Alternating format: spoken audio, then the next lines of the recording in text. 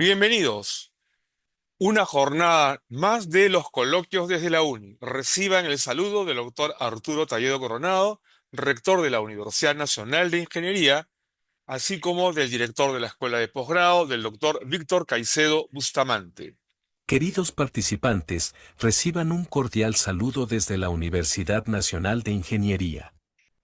Nos complace darles la bienvenida a los coloquios organizados por nuestra Escuela de Posgrado, una iniciativa que busca brindar a los profesionales, especialmente a los educadores, actualizaciones sobre los últimos desarrollos tecnológicos. Bienvenidos sean todos. Bienvenidos. Quien les habla, Guillermo Ruiz, a cargo de los coloquios desde la UNI, compartiendo experiencias en un recorrido que ha logrado levantar oportunidades de actividad en la inserción de las tecnologías de la información desde la educación básica regular, la universidad, centros de investigación, empresas, y aquí compartiéndolas y tratando también de abrir nuevos surcos hacia nuevos emprendimientos, hacia la adopción de las tecnologías de punta y lo que se avecina, porque hoy en día el proceso de producción en todos los espacios obliga a mirar el día siguiente, el año siguiente, el quinquenio próximo, la predictividad ampliada a 10 años o la prospectiva ampliada hasta por 50 años, como se planifica hoy en día a escala de gobiernos y a escala de grandes corporaciones. Bien, las tecnologías de la información han marcado cambios sustantivos, lo voy mencionando a modo de pregunta, porque vamos a tratar de responder algunas cuestiones que podrían aparecer como no tan ciertas o de repente se trata de algunas persuasiones o de aparentes validez. No estamos discutiendo la importancia de las tecnologías de la información. Estaremos en esta oportunidad evaluando en tanto y cuanto fueron apropiadas por los educadores y en efecto han generado cambios en el sistema educativo que esté proyectado a un sistema productivo más eficiente. Y necesariamente debemos ver esto porque las tecnologías de información van a tener un impacto cada vez mayor. Y viene ya la quinta revolución industrial, que ya empezó, que será vivida intensamente en el 2030. Y si recordamos lo que ocurrió con la generación nacida en el 50, 70 u 80, que no imaginaron que esto iba a ocurrir, que no imaginaron que tendrían un teléfono portátil en el bolsillo, o que tendrían la posibilidad de comunicarse con sus familias, no importa en qué lugar del planeta estén, sin mayor dificultad. Bueno, en esa misma proporción, imaginen lo que va a ocurrir con los chicos de ahora, con quienes están en las universidades haciéndose profesionales ahora, que van a tener una tecnología extraordinariamente más potente de lo que ahora disponemos y con capacidades sorprendentemente mayores a las que ahora conocemos. Entonces, el salto cuantitativo y cualitativo va a ser mucho mayor del que se ha vivido en los últimos 80, 70 y 50 años también. Entonces, en esa dirección, eh, cabe hacernos una pregunta a modo de reflexión. ¿La educación mejoró en los últimos 42 años? ¿El producto educativo de hoy es superior realmente al de hace 30 años? Hace 30 años, la mayoría de las universidades estatales tomaban pruebas de coeficiente intelectual a sus estudiantes ingresantes. Dejó de hacerse. Los exámenes de ingreso que incluyen una batería de razonamiento lógico no es evaluada y utilizada como un indicador de habilidades intelectuales. Sirve únicamente para los puntajes que alcanza el estudiante para ingresar, pero no pasan a un departamento académico en donde puedan ser tomadas en cuenta para evaluar el potencial de habilidades intelectuales de los ingresantes. Entonces no tenemos parámetros, no tenemos documentación de cuán inteligentes son los chicos al ingresar, cuán inteligentes son los chicos al salir. Hagamos la gran diferencia. Una cosa es conocer y otra cosa es resolver. Una cosa es tener mucho conocimiento y otra cosa es saber utilizarlos. Pero algo más aún. Una cosa es tener mucho conocimiento, otra cosa es saber utilizarlos y otra más es tener el dominio emocional suficiente para reflexionar con propiedad. Entonces, lo cognitivo, lo intelectual y lo emocional son tres columnas en el desarrollo de los individuos, de los colectivos, y la academia los debiera tener en cuenta con la suficiente importancia para formar a los individuos y proveer a la sociedad de un capital humano en óptimas condiciones, que no solamente conozca mucho, sino que además sepa resolver situaciones, casos, y que además tenga la madurez emocional para desempeñarse.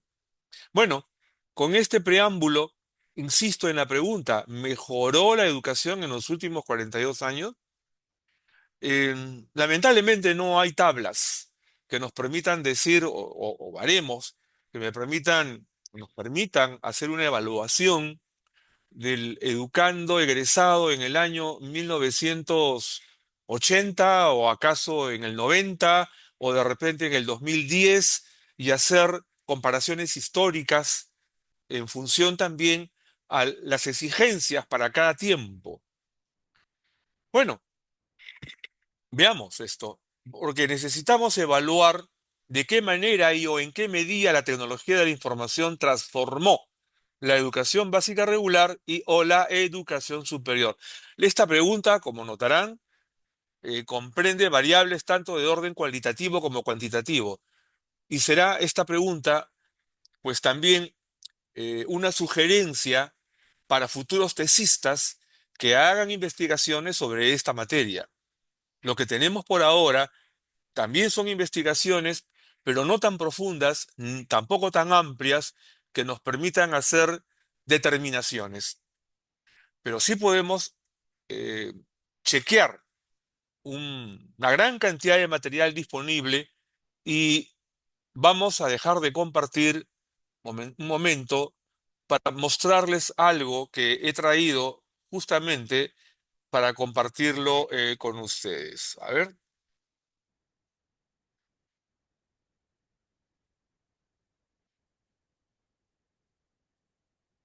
listo.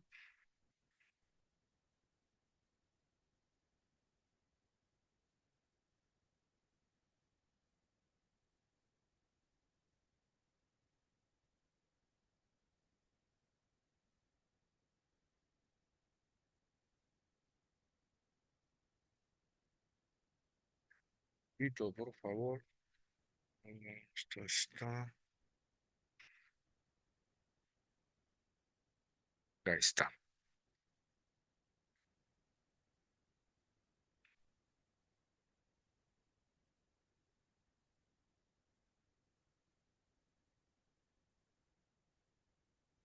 Ok, lo ven, ¿verdad?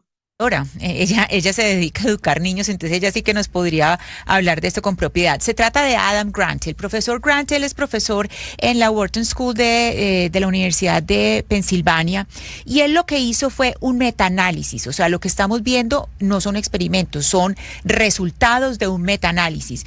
¿Qué hizo él? Él miró lo que había salido, y esto pues ya se publicó en la revista Educational Psychology, esto ya fue publicado. Es un estudio que se hizo entre el 29 de junio de 2024 y el 12 de julio de 2024. Hicieron esto y pasaron por 24 estudios separados y 21 artículos. Y esto llegaron a estas conclusiones. Cuando él hace este metaanálisis con todos esos artículos, llega a esta primera conclusión. La primera conclusión es hora de sacar los laptops y las tablets de las aulas. ¿Por qué? Y esto es estudios en universitarios. Entonces, las conclusiones son las siguientes. Lo primero que dice, por las ventajas que tiene tomar nota a mano. Segundo, repasar las notas a mano conduce a mejores logros académicos, es decir, empezaron a estudiar y hacer el seguimiento de estudiantes que se dieron cuenta que ellos tomando la nota a mano no solamente tenían mejor esa conexión de la mano con la cabeza, pues en el momento que estaba escribiendo y eso permite memorizar mejor, sino que después eso conducía a mejores logros académicos. Si bien es cierto, el estudio reconoce que con teclado pues uno obviamente toma la nota más fácil, pero dice que las pro son mucho más que los contra, pues es decir, no tener las tablet es mucho más los contra que tiene. En tercer lugar, dice que esto no es solamente que sea más eficiente en el sentido de que uno pueda tomar notas que uno va memorizando o que entran mejor, digamos, como en el campo de todo lo que uno va a analizar después de una clase, sino que esto conduce uno a mejores notas y a mejores promedios. Y lo último es que esto es muy importante porque uno de los grandes daños que ha hecho los dispositivos es que no estamos trabajando la memoria. ¿Por qué? Porque todo lo tenemos a la mano, se nos olvida cualquier cosa y lo miramos en el celular, en la tablet, en el laptop. Entonces, es lo que dice, esto, cuando no se tienen estos dispositivos, se está todo el tiempo estimulando la memoria del alumno, que además no tiene, por otra parte, pues la distracción de las redes sociales. Me llama. Muy bien, vamos a dejarlo acá para retornar al PPT. ¿Está visible el PPT? Una señal, por favor, en el chat.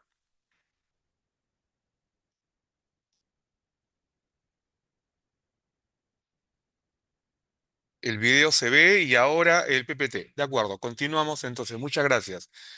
Em, a ver, yo creo que mejor entro por acá. Listo. Ok.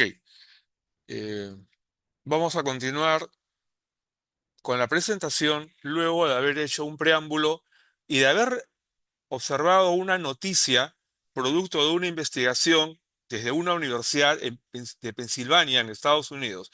Pero recordar que en estos momentos, en Nueva Zelanda, en Australia, en Japón, en varias circunscripciones de China, han sacado las computadoras de la primaria y en otros casos más de la secundaria. Y las han dosificado para trabajos de física, biología e investigaciones muy específicas. Y han sacado las computadoras porque las investigaciones que hicieron las autoridades de educación en esos países demostró que no estaban ayudando al mejor desarrollo de las aptitudes y de las actitudes de los estudiantes. Repasemos lo que dijeron en el noticiero que acabamos de observar. Se refieren a la memoria, pero también se refieren a la actitud de hacer las cosas. O sea, son dos espacios en los cuales hay casos en donde se ha tomado una precaución respecto al empleo de las tecnologías de la información en las aulas. Y entonces, continuando con lo que tenemos preparado para ustedes el día de hoy, vamos a revisar en educación básica regular, pero también en el espacio de la educación superior, unos aspectos que hemos elegido tratando de traer la información más objetiva, precisa, para el análisis de esta ocasión. Veamos resultados e impacto, ¿no? Es un asunto obligado para este tema, pero también vamos a ver, a ver,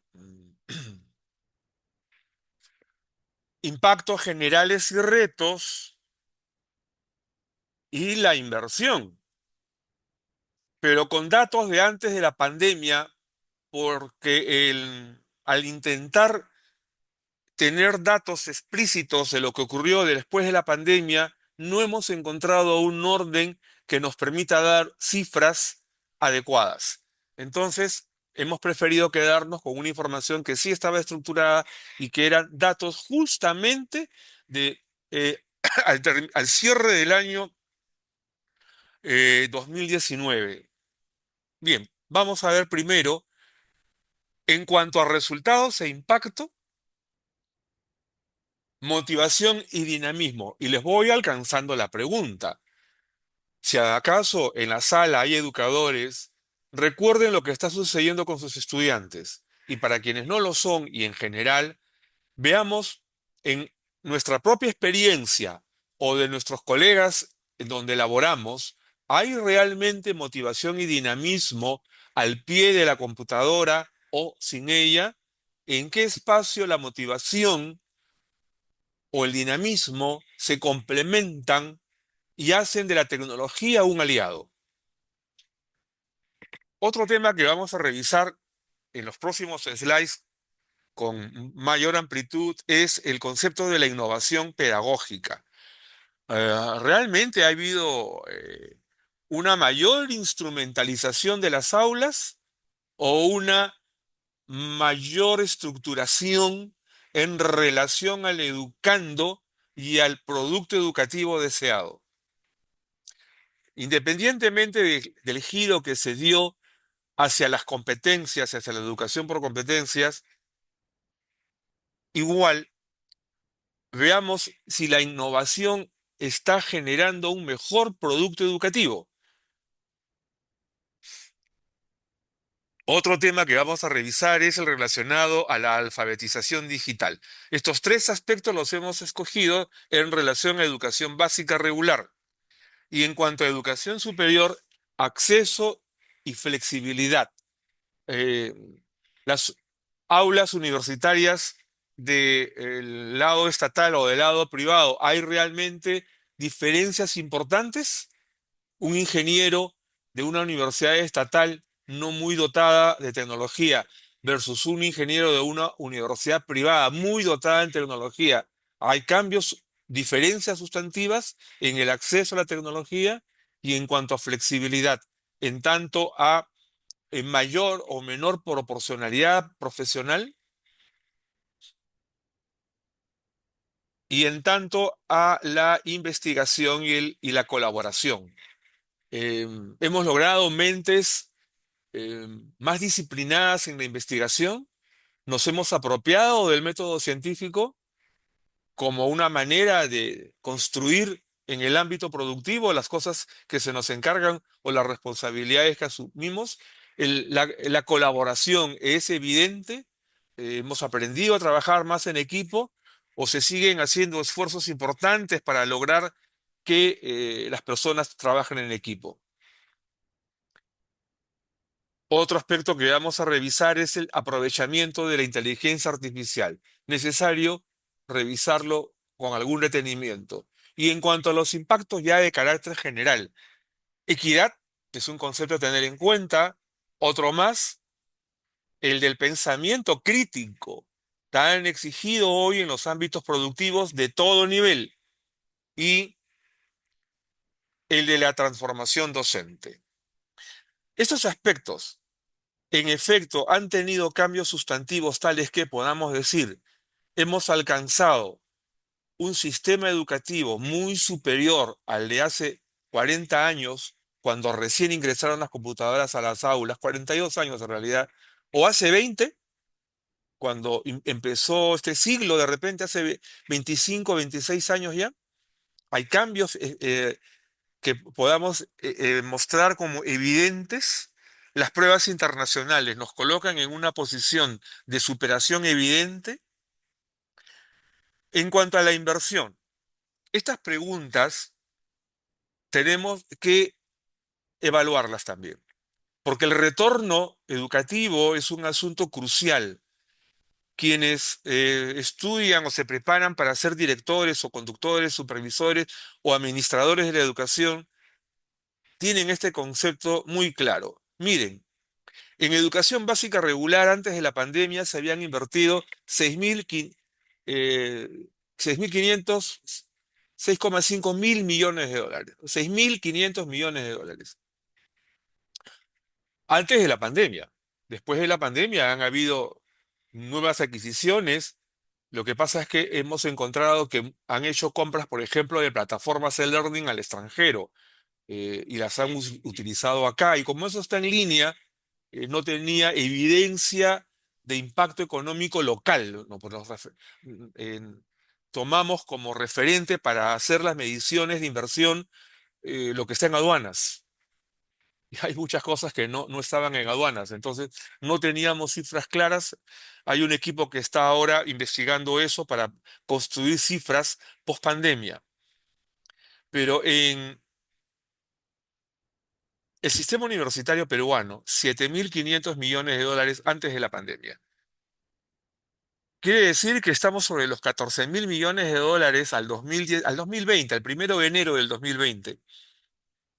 Y esto ha generado un retorno tal que podamos evidenciar mejoras sustantivas en educación. Bien, con estas inquietudes sembradas, mm, hagamos ya un análisis más detenido. Tomemos el concepto de motivación y dinamismo, concebido por los autores que hemos consultado como el uso de herramientas digitales convierte, dicen, el aprendizaje en algo atractivo y llaman a los nativos digitales, los nacidos a fines del siglo pasado o durante este siglo, y que se aumentó su participación.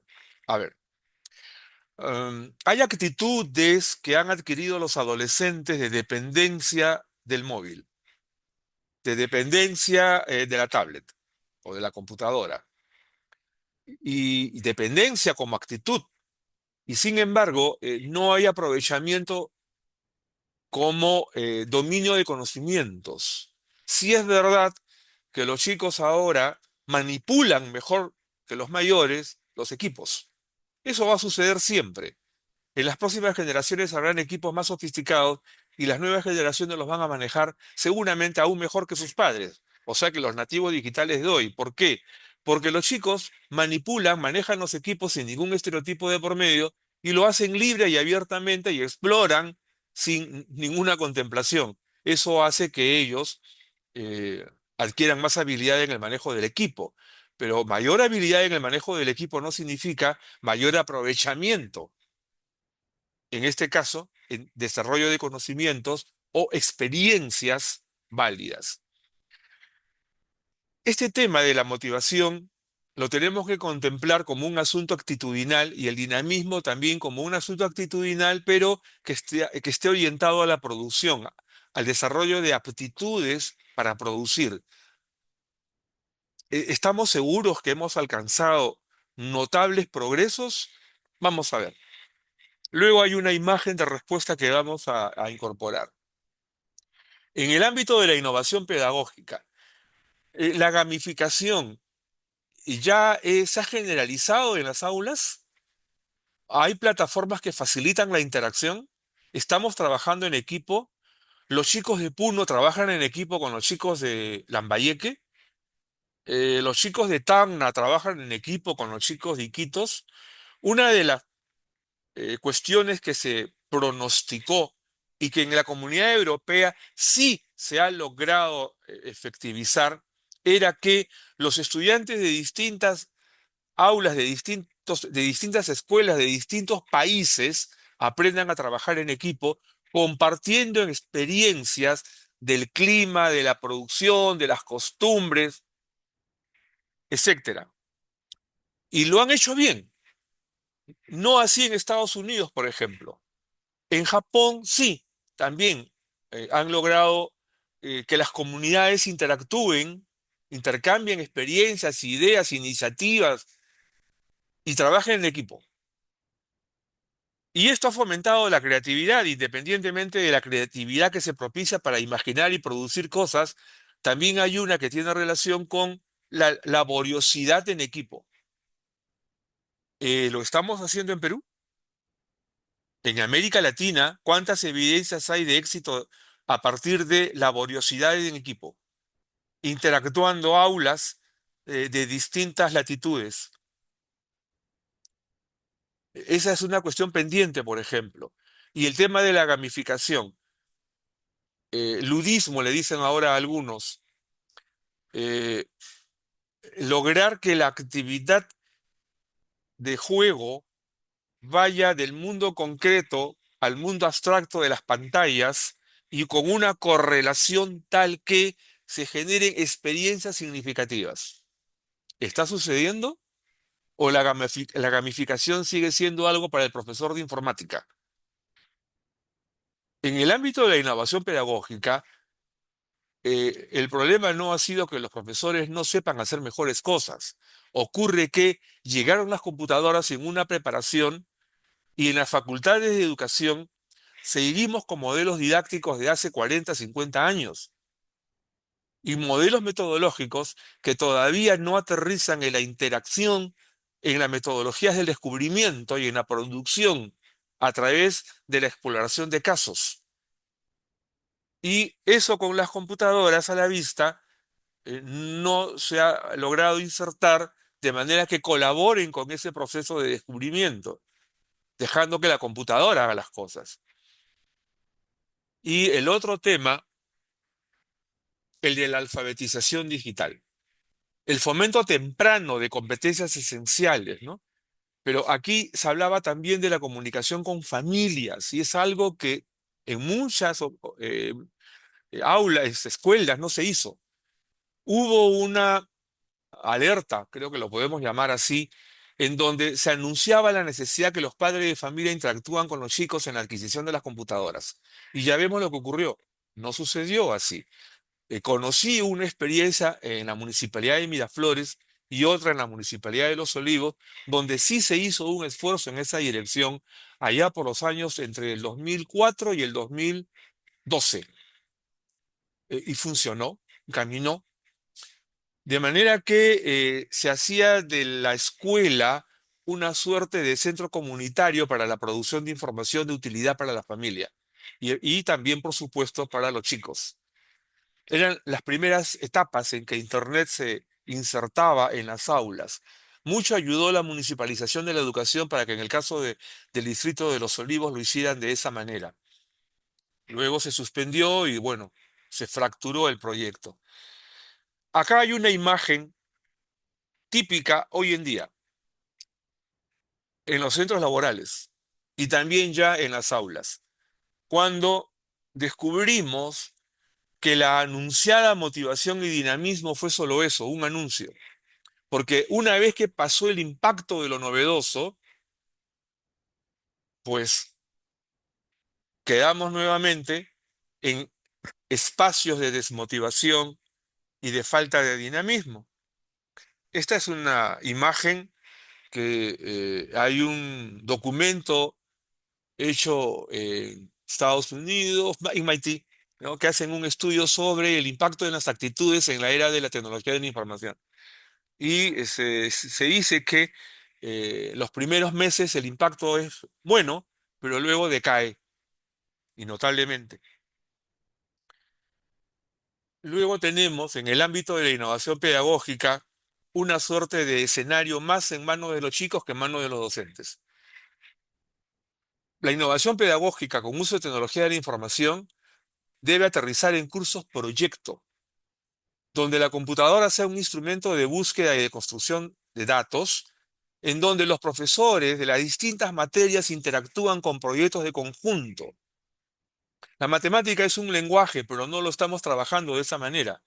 La matemática la sigue trabajando el profesor de matemática, pero no coordina con otros profesores de otras especialidades, ni con el de educación física, para cuantificar, para registrar, para medir. Entonces, la computadora sigue siendo el momento de las clases de tecnología de información, de computación, cuando debiera estar inserta en todo lo que se hace en todas las materias para que efectivamente se le dé un aprovechamiento importante y no se generen distracciones que no son productivas. Pero esos cursos proyectos que en varios países han tenido un efecto bueno, han tenido un distractor, el móvil. Porque después de la computadora en aula, el móvil en el bolsillo del chico es un distractor. Por eso es que en primaria las han empezado a retirar del alcance de los estudiantes en educación básica regular en el nivel primario en muchos países. Con relación a la alfabetización digital, a ver, transformación digital. Llegaron las computadoras en el año 1984, se invadieron las aulas estatales, privadas. A fines del siglo pasado, el 70% de colegios tenían centros de cómputo. Hoy en día todos, ¿no? Pequeño, grande, pero todos tienen. Las universidades igual. Bueno, gran cantidad de computadoras instaladas. ¿Y qué ocurrió? El BID publicó este documento, Talento Digital en Perú 2022. ¿Y qué dice este documento? Perú, escaso talento digital. Bueno, por fin, ¿qué pasó? ¿Sirvió la alfabetización digital? ¿Ocurrió? ¿Fue un fenómeno efectivo que permitió que el colectivo de los estudiantes y de la gente que trabaja con el uso de la informática, el tratamiento de datos, haya generado cambios importantes? Tengo a la vista una página de este informe, el caso de Perú. La evidencia sobre el estado del avance del proceso de transformación digital y sobre la demanda de talento digital ha avanzado entre las empresas en el país es aún escasa. En las siguientes páginas esto aterriza incluso en educadores. Año 2022. Se publicó en julio del 2022. Esto está pendiente en la agenda del Ministerio de Educación, de las universidades, de las escuelas y de todos quienes producimos, para mejorar estos índices y lograr una apropiación más eficiente de la tecnología de información. O sea, eh, la transformación digital no es más computadoras. La transformación digital es más tratamiento racional de la información usando computadoras. Continuando con el análisis que hemos preparado para la fecha, vamos a mirar esto, que es el relacionado con educación superior más acceso y flexibilidad, expansión de la educación digital. Una cosa es la educación digital y otra cosa son las aulas virtuales, ¿no? La educación digital como desarrollo de competencias y la virtualidad como instrumentos para la enseñanza, no para el aprendizaje. Plataformas MOOC, que es Massive Online Open, cursos abiertos en línea, masivos, los hay. Hay un montón de plataformas de cursos gratuitos. Google hace, y Microsoft también, hacen esfuerzos permanentes tratando de especializar en el uso de tecnología de información a la mayor cantidad posible de personas. Y muchos de esos cursos son gratuitos. ¿Y por qué lo hacen? Lo hacen porque si el colectivo humano se apropia de la tecnología y la aprovecha y le es rentable, entonces van a vender más tecnología. Pero si la población no se apropia eficientemente de la tecnología, bueno, los industriales de la tecnología de información no van a tener mercado o no van a tener el mercado deseado o en el tamaño que quieren. Entonces, para ellos es importante que la gente aprenda a usar bien las herramientas de TI. ¿Y qué ocurre con la directora de capacitación de Google para las escuelas peruanas y las universidades peruanas? Hace muchos esfuerzos y tiene pocos resultados. También es verdad que se han conocido casos de estudiantes peruanos que han logrado importantes niveles usando esos cursos y que las mismas empresas los han contratado. Google, yo sé del caso de una señorita de la Universidad de Ciencias Aplicadas que por su cuenta llevó los cursos de esta plataforma, alcanzó tal nivel y ahora está trabajando en un país europeo ganando una importante cantidad de dinero y está muy reconocida y está allá trabajando. Conozco un segundo caso, pero no recuerdo con precisión los detalles, pero sí sé que hay un segundo caso y habrá muchos más que no conozca, pero hay un esfuerzo importante por estas plataformas masivas, abiertas de cursos. ¿Los usan? ¿Cuántos de nuestros cercanos los utilizan?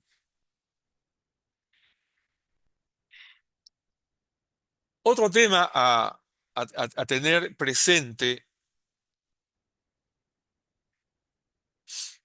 es el de la investigación, el acceso global a información y creación de redes de conocimientos. Leamos esto con atención, redes de conocimientos. Lo que se pronostica es eso, ¿no? Investigación y colaboración. Necesitamos aprender a trabajar en equipo e interactuar porque la producción global, la producción corporativa, la producción intergubernamental, la producción de las empresas hoy en día es justamente redes de conocimiento. Pero mientras que esto se exige en el mercado, en el ámbito productivo, todavía no ha tomado la dimensión adecuada en el ámbito educativo, tampoco en el nivel superior. Otro aspecto a tener en cuenta,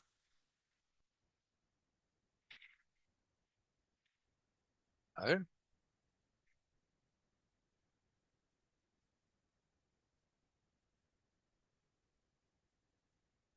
es el del aprovechamiento de la inteligencia artificial. A ver, la inteligencia artificial está hecha para que se convierta en una herramienta de analítica. No está hecha únicamente para que en el Google le diga, dime cuántas regiones tiene Perú y dame las capitales, ¿no?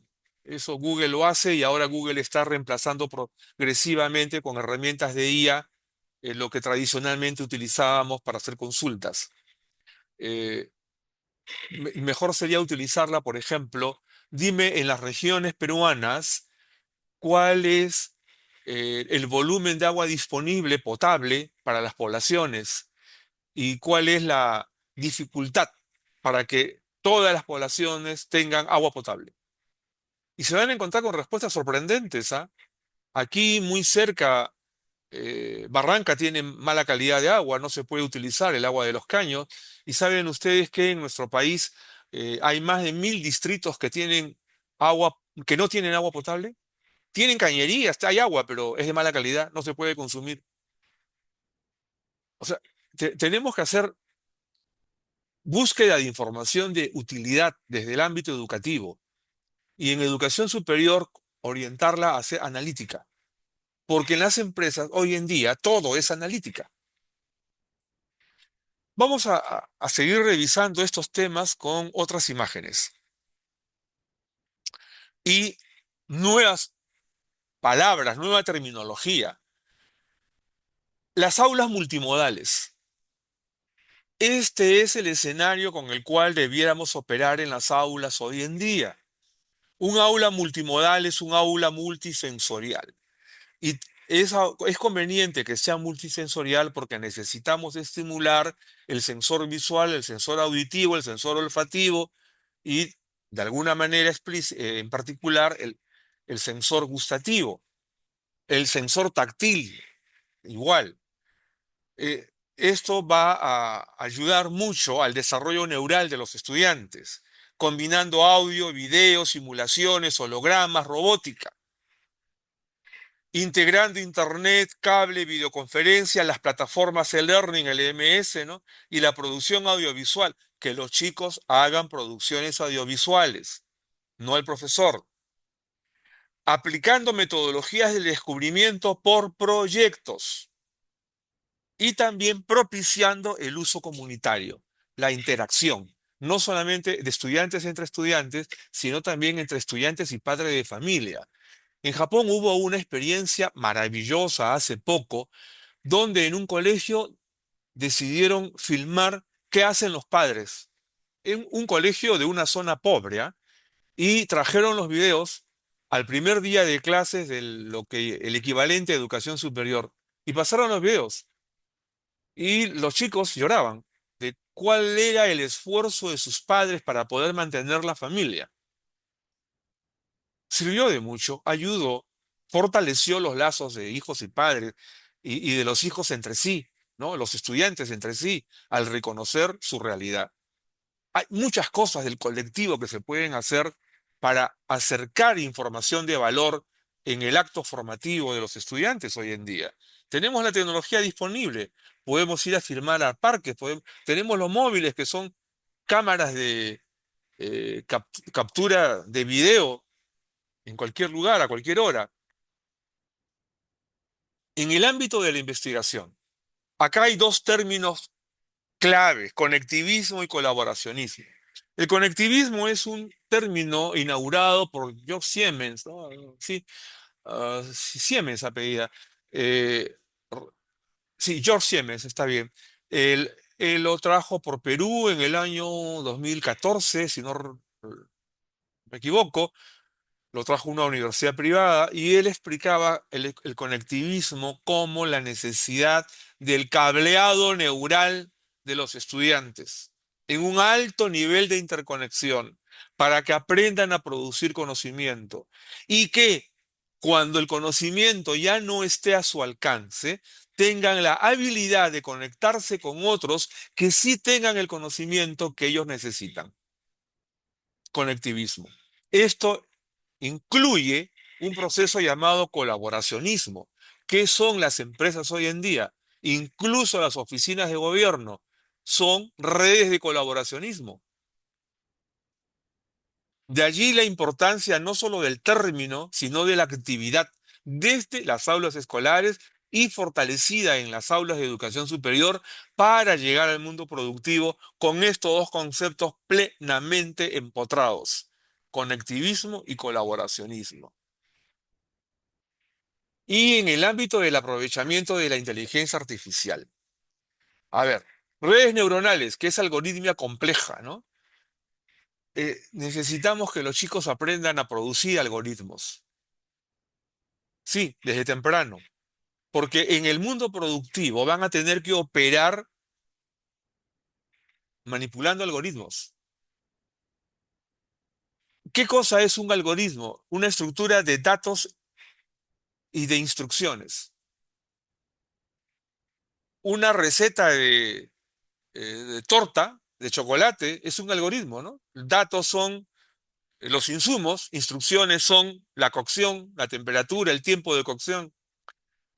Pero si el estudiante lo ve así, no solamente como una ecuación representada, sino como un algoritmo que cada vez puede ser más complejo, vamos a preparar la mente de los chicos y vamos a ampliar su visión de las cosas para aterrizar en procesos especializados. Proceso es todo lo que hacemos. Todo tiene un proceso. Desde que nos levantamos hasta que dormimos y cuando dormimos también hay un proceso de recuperación. Todo es modelos de gestión hoy en día y cada vez serán más complejos. Y la futurología, la predictividad y la prospectiva, que son los fundamentos de la empresa contemporánea, no hay gobierno que no haga futurología hoy en día. Hasta las empresas de gamarra hoy en día ya están haciendo futurología, hacen predictividad mínima. ¿Cuánto material necesitan prever para competir en el mercado del Día de la Madre? Ya todos están calculando, previendo información, qué van a necesitar, cómo se va a comportar el mercado, viendo tendencias. Es en esta medida que las tecnologías, al insertarse con este tipo de enfoque, van a ser mejor aprovechadas. Pero la pregunta del principio de esta presentación, la educación, ha tenido realmente cambios importantes con las tecnologías de la información en los últimos 42 años. Repasemos, todo esto que está en este slide, en algunos casos lo están haciendo, pero todavía no es una generalidad, todavía no es el espacio reconocible de aprovechamiento en todos los niveles de la educación. Lo que significa que hay una suerte de desconexión con el mundo productivo. Necesitamos corregirlo. Veamos en el siguiente slide.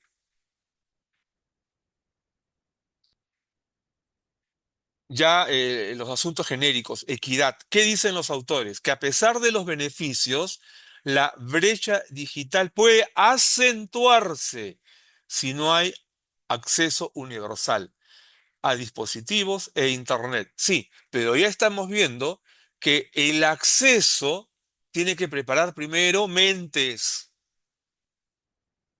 formas de aprovechamiento, para que cuando llegue el dispositivo, esas mentes estén preparadas y esos procesos estén debidamente estructurados. El pensamiento crítico es un asunto clave. La tecnología debe acompañarse de un enfoque pedagógico que evite el uso pasivo y que fomente la reflexión crítica. la posición del estudiante frente a los hechos, la posición del estudiante frente a los fenómenos, la posición del estudiante ante lo que ve y que él caiga en la cuenta de cómo lo ven. El pensamiento crítico es muy reclamado hoy en día. Todos los capítulos a escala de educación básica regular y educación superior lo tienen incluido. Ahora, en el ámbito de la efectividad, ¿están funcionando las estrategias metodológicas para orientar el desarrollo del pensamiento crítico? Y luego, la transformación docente. Este es el capítulo más importante, ¿ah?, de la presentación del día de hoy. La capacitación de los maestros para integrar efectivamente las TI, mejorando la calidad de la enseñanza en función de escenarios futuros.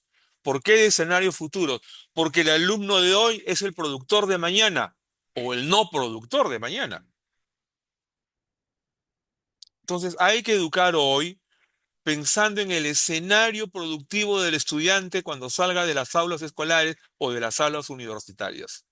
Estamos hablando que estamos a 5 escasos años de vivir intensamente la quinta revolución industrial. Pero repasemos los pronósticos de la sexta revolución industrial para el año 2040. Ya tenemos que orientarnos en esa dirección en las facultades de educación, en general en el mundo académico, y ya lo están haciendo las áreas de capacitación de las empresas para garantizar la sostenibilidad. El capital humano, que es un concepto que define la cantidad de personas debidamente preparadas que están ocupadas. Eso es capital humano. Y en esa orientación es que la transformación docente tiene que estructurarse. En el ámbito de la equidad, términos que debemos tener en cuenta: integracionismo productivo y comunidades intergeneracionales. Hace un momento mencioné una experiencia en el distrito de Los Olivos, que fue breve porque se suspendió la municipalización de la educación y no pudo continuar, pero que generó algún impacto y que demostró que era eficiente al acercar a los padres, a los chicos en las aulas, y que los padres tengan información incluso de sus actividades laborales. Hoy en día el móvil ya se generalizó, hay más recursos para obtener información, pero igual las escuelas pueden ser un espacio para preparar este tipo de comunidad integrada y de integracionismo productivo. Es el nuevo rol de la escuela en las comunidades. Y en cuanto al pensamiento crítico, matematización, posición acerca de la realidad. Qué difícil es obtener una respuesta adecuada en un chico hoy en día cuando se le pregunta, por ejemplo, ¿cuántos metros cuadrados tiene el parque que está frente a nosotros? Y no contestan. No tienen el concepto de metro cuadrado ni de decámetro cuadrado, solamente tienen números con letras. Y el análisis predictivo. Estos son dos aspectos en los cuales es necesario preparar la mente de los chicos. Tienes uno, ¿qué pasaría si le agregas dos? Tienes dos, ¿qué pasaría si le agregas uno? Y así sucesivamente hasta llegar a modelos más complejos, no solamente con números, ¿ah?, con objetos, con hechos y con fenómenos. Esa es la secuencia: primero objetos, después hechos y después fenómenos. No llegar al mundo abstracto sin haber fortalecido el nivel concreto. Y en el ámbito de la transformación docente, necesitamos profesores que dominen la programación automatizada de procesos, el RPA. La robotización, ¿no?, de procesos automatizados. Esa es la herramienta, el RPA. Porque ya se necesita de herramientas de analítica toda vez que los docentes tienen que decirle a la comunidad en qué servirán sus egresados, sus promociones. Ya no se trata de decir competencia tal o cual. Ciertamente las competencias están en función de la producción, pero tiene que ser eso más explícito. Analítica predictiva en función del producto educativo significa decirle al país, esta promoción va a servir en tanto y cuanto porque tienen estas habilidades intelectuales, estos conocimientos, esta madurez emocional y este desarrollo motriz. En función del plan de desarrollo nacional o regional o comunal, podrán servir en los próximos 10 años en esto. Es el nuevo lenguaje de los educadores, pero las facultades de educación todavía no están preparando en esa orientación utilizando herramientas de analítica predictiva. Ya tenemos que empezar. Y el enfoque cuántico. La, la transformación cuántica ya empezó.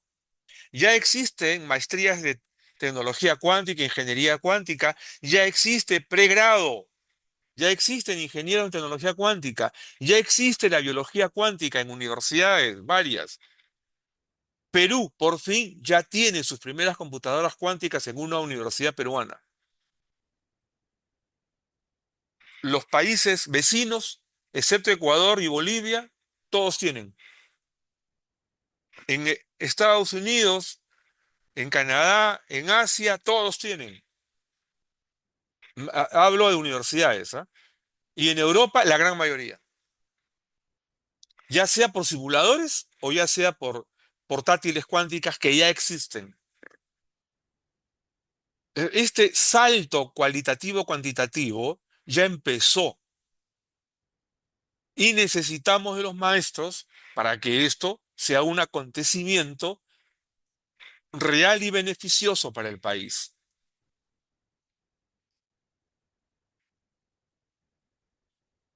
Bien, algunas reflexiones. Técnicas o tecnologías son herramientas, no extensión del cerebro humano. Tengan esto muy en cuenta. Hay un libro de Robert Gilbert, es otro Gilbert, Robert Gilbert, George Siemens fue antes, este Robert Gilbert que dijo, mejores computadoras no hacen mejores seres humanos, mejores seres humanos hacen mejores cosas con las computadoras. Y qué importante, es necesario que lo tengamos muy en cuenta. Otra reflexión, la concentración se entrena, o sea, el acto de concentrarse en el estudio, ¿no? Es un entrenamiento, independientemente del entorno. Hay gente que aprende a estudiar a pesar de la bulla, para lo que se requiere ejercitar la observación multisensorial, hecho diferente de la dispersión sensorial. ¿Qué cosa es dispersión sensorial? Cuando el chico está con la tablet, con el televisor prendido, eh, en el móvil tiene algún juego y además también prendió el radio, tiene una música por ahí. Eso solamente genera dispersión sensorial. La manipulación es irreemplazable para estimular el pensamiento inductivo. Sí, pues el razonamiento analítico, que es el anclaje del pensamiento inductivo, requiere de la manipulación. No pretendamos que los chicos hagan palotes en la pantalla, que lo sigan haciendo con el lápiz. El razonamiento complejo es un estado alcanzable que requiere de las bases previas del razonamiento transductivo, analítico y sintético, ¿no? Que son el pensamiento inductivo y deductivo, ¿no? Eh, Piaget, qué bien lo dejó tan claro, y ahora esto ya dio una nueva escala hacia el pensamiento sintético, ¿no? Sistémico, perdón, pensamiento sistémico, que es un nuevo estadio y ya estamos en camino del pensamiento vibracional también. Pero quedémonos en lo que ahora están enseñando las facultades de educación, que es Piaget básicamente. Estas son reflexiones que debemos tener en cuenta a las resultas de lo que ha ocurrido en los últimos 42 años con la adquisición de computadoras. Eh, Voy a ver rápidamente este artículo, voy a dejar de compartir. Un momentito, por favor. Voy a presentarles otro documento.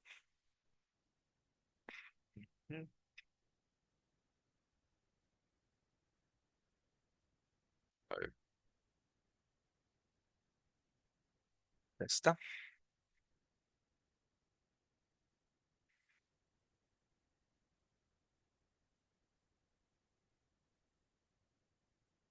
Es un documento de una revista de tecnología, El lado oscuro del uso de dispositivos tecnológicos en las aulas. Es un estudio, trabajo muy completo. La brecha que acentúan las tabletas, ¿no? Citan a Bill Gates, a Mark Zuckerberg, por investigaciones que se han hecho y que ellos han tenido que comprender de los errores que se han cometido, ¿no? Hablan sobre políticas educativas y una serie de experiencias. El problema de la distracción. Bien, solamente lo veo rápidamente, pero como ustedes están viendo el PPT, ¿verdad? Como ustedes reciben este documento, este PPT es de ustedes, ahí está la dirección y ahí van a poder recuperar el documento que acabamos de visualizar. Recomiendo que lo revisen con detenimiento.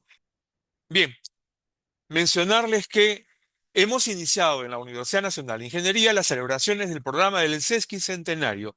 Cumplimos 150 años formando ingenieros, arquitectos, científicos, y nos complace también presentar las nuevas maestrías, el primer MBA con mención en Gerencia y Tecnología de una universidad del Estado, la maestría de Transformación Digital, también hay una maestría en Ingeniería de Procesos con mención en Gestión de la Calidad y Tecnologías de la Información. Primero los procesos, alcanzar calidad y optimizarla usando tecnología de información. Y la maestría en Gobierno y Gestión de la Seguridad Digital, muy recomendable para los tiempos actuales, es la primera maestría de nuestro país que forma gerentes en materia de gobierno y gestión de la seguridad digital. Para cualquier información, comuníquense con Eric Rojas en el 933-933-666. Finalmente, para la transformación digital hacia la transformación cuántica, tengan esto presente. En la escuela básica, desarrollar habilidades de observación y análisis, educar en la matematización del pensamiento, formar en la competencia digital hacia la competencia cuántica. Y en educación superior, desarrollar potencialidades de análisis complejo, multidimensional, fortalecer el análisis predictivo y formar en una sólida ética y en el razonamiento cuántico. Fundamental hoy en día. Recordarles que el desarrollo institucional, en razón del producto educativo hacia la quinta revolución industrial y siguientes, parte por capacitar docentes en la educación digital, entendida como el aprestamiento de la educación cuántica. Formemos maestros que estimulen el tratamiento racional de la información y su aprovechamiento productivo. Y que en materia de una nueva disciplina, que aprovecha la tecnología digital y la gestión educativa, tenemos la ingeniería educativa. La tecnología digital como soporte a la gestión educativa que comprende el aprovechamiento de equipamiento, aplicaciones y conectividad. Todo esto de soporte para la gestión de modelos educativos, procesos educativos y logros. Todo esto un conjunto debidamente soportado por herramientas de tecnología digital.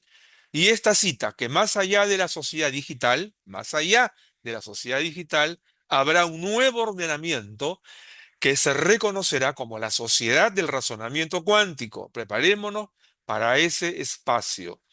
Bien, sobre este material tratado el día de hoy, si ya se registraron, se los vamos a alcanzar, es de ustedes. Y ahí están los teléfonos, pueden ustedes ponerse en contacto con nosotros. Muchas gracias por habernos acompañado el día de hoy. Dejamos estos correos de referencia y el móvil 936-764-897. Si alguien desea una conferencia de esta naturaleza en su local, cuenten con nosotros, ahí estaremos.